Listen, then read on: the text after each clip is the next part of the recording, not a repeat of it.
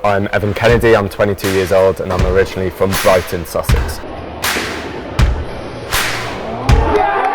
Right, Evan, thank you very much for joining me here today. When did you start playing tennis? I started playing tennis probably at the age of 5. I grew up in Mexico actually, so I lived in Cancun, Mexico from the ages of 5 to 13. So I first picked up a racket there. I didn't take it too quickly because I didn't speak Spanish, so that was a bit of a struggle at the start.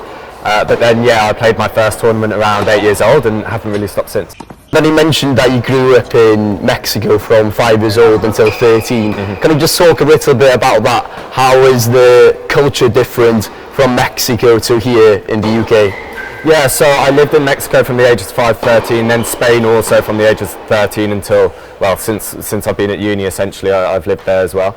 So yeah, big culture changes in between all three. In Mexico, I did quite well in tennis. It's like a smaller pathway there, so I did slightly better in terms of success on numbers. I got to number 5 in Mexico, and I played some pretty big junior tournaments in Mexico. Then when I went to Spain, I was less of a person. There's way more people out there and the competition is much higher.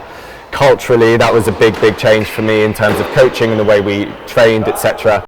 And how would you describe your style of play? Do you think you're quite aggressive?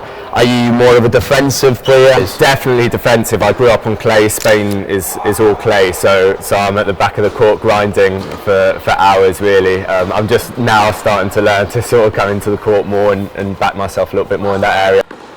I was lucky enough that I was at a relatively big academy and a well-known head coach, and Carlos Alcaraz at the age of 13 came to the academy for just a couple of days. He was playing in the same tournament as me. I must say he won the tournament and I lost in the qualifying rounds, but I trained with him for, I think it was 2 days. That was a bit of a struggle, but fantastic to sort of put on the CV now and be able to tell people that I trained with him, yeah. I am the university tennis coordinator here. I'm a Bucks coach. I'm the first team men's captain, and I study sport coaching. So all sort of fits into a similar kind of package. And yeah, it's going really well. Some great career opportunities here as well that I'm sort of taking advantage of at the moment, and loving sort of leading the student club as much as I possibly can.